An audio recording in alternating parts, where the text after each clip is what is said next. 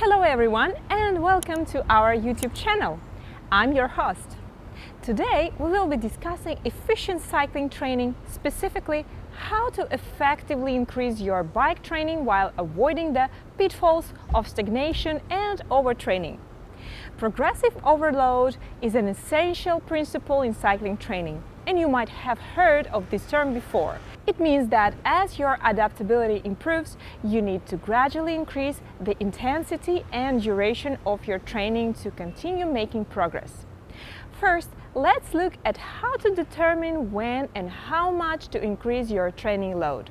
During longer rides, we can focus on the changes in power, heart rate, and rate of perceived exertion, RPE, between the first half and the second half of the ride. RPE stands for rate of perceived exertion, which refers to how hard you perceive the exercise to be. It's a subjective assessment used to describe the intensity or effort you feel during physical activity or training. RPE is typically represented by a number or level, allowing you to choose an appropriate number based on your perception, ranging from 0 to 10, sometimes 6 to 20, to describe the perceived difficulty or intensity of the exercise. For example, 0 represents a state of rest with no exercise intensity, while 10 indicates very intense exertion where it's extremely challenging and difficult to carry on a conversation. Using RPE allows you to adjust the training intensity based on your feelings, not solely relying on objective metrics like heart rate or power. For shorter and more intense rides, we can use key indicators to guide your training. In general, when there is no difference in power output, heart rate, and RPE between the first and last repetitions, it's time to make the training more intense. Intensifying your training can be achieved in several ways, such as: first, pushing harder. Try to increase your power output and feel like you are exerting more effort. This will increase your cardiorespiratory load and muscle endurance. Number 2, extending training time at the same intensity. If you usually do 1 hour of interval training, try extending it to 1 hour 15 minutes or longer. This will improve your stamina and endurance.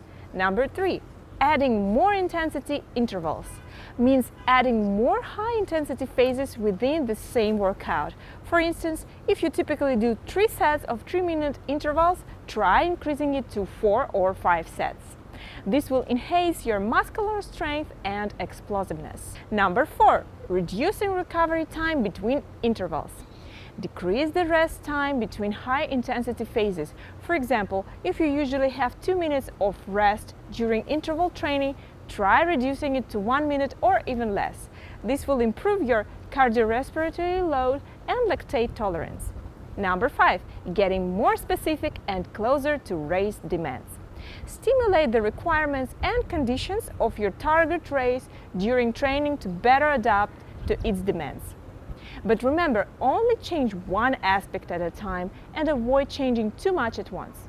Making too many changes at once may lead to incomplete training or excessive fatigue, requiring several days to recover and affecting your subsequent training plan. Most importantly, make adjustments based on data. By monitoring the ratio between power output and heart rate or RPE, you can better understand when to progress. Also, adjust your training plan flexibly based on your specific situation and training goals. Of course, it's best to undertake training under the guidance of a professional coach, as individual physical conditions and adaptability vary.